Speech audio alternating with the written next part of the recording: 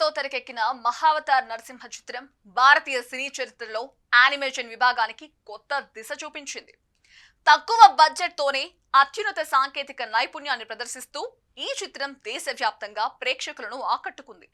విడుదలైన కొద్ది రోజుల్లోనే 200 కోట్లకు పైగా వసూలు చేసి భారతదేశంలోనే కాక ప్రపంచ యానిమేషన్ రంగంలోనూ ఒక కొత్త రికార్డును సృష్టించింది. ఈ విజయంతో భారతీయ యానిమేషన్ చిత్రాలు కేవలం పిల్లలకే పరిమితం కాదని పెద్దలు సమానంగా ఆసక్తి చూపుతారని నిరూపితమైంది.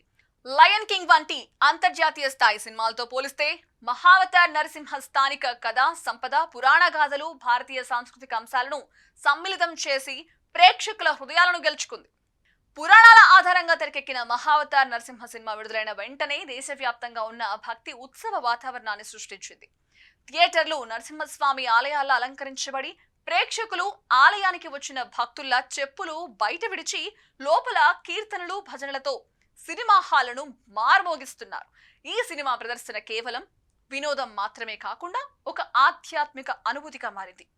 ఈ చిత్రం 200 కోట్లకు పైగా వసూలు చేసి మొట్టమొదటిసారి అంతటి స్థాయి వసూలు సాధించిన భారతీయ యానిమేటెడ్ చిత్రంగా రికార్డు సృష్టించింది.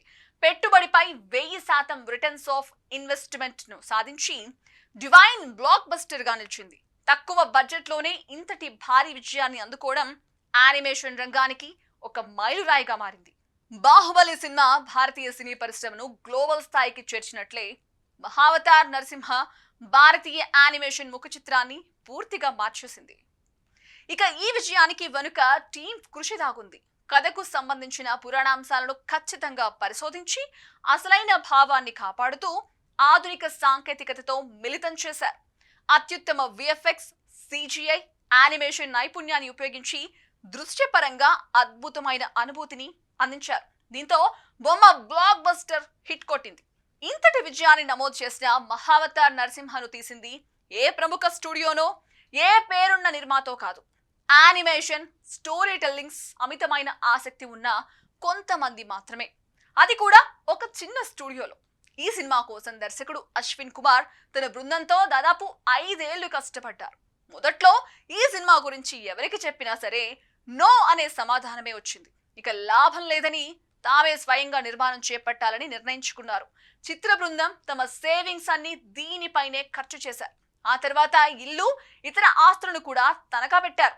ఇంత చేసినా 2 సార్లు కోవిడ్ లాక్డౌన్లు అంతరాయం కలిగించాయి. అన్నింటినీ తట్టుకుని ఈ సినిమా నిర్మించారు.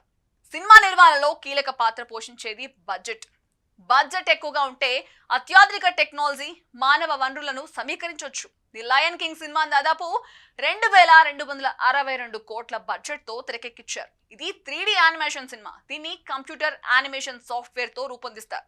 ఈ సినిమాలో అత్యాధునిక CGI technology, photo realistic animation techniques ను ఉపయోగించారు. అందువల్ల జంతువులు సినిమాలో చూపించిన ప్రాంతాలు నిజమైనవిగా కనిపిస్తాయి. వర్చువల్ రియాలిటీ ఫీల్ ని కలిగిస్తాయి. అందుకే మొత్తం కంప్యూటర్ జనరేటెడ్ సినిమా అయినా దీన్ని లైవ్ యాక్షన్ మూవీగా అభివర్ణిస్తారు. అయితే మహావతార్ నరసింహ సినిమాకు 100,000 కోట్ల బడ్జెట్ కాకుండా ఉన్న దాంట్లోనే గొప్పగా నిర్మించారు. ఇప్పుడు ఈ సినిమా అన్ని రికార్డులను తిరగరాస్తోంది. థియేటర్లనే దేవాలయాలుగా మార్చిన గొప్ప సినిమాగా నిలిచిపోయింది.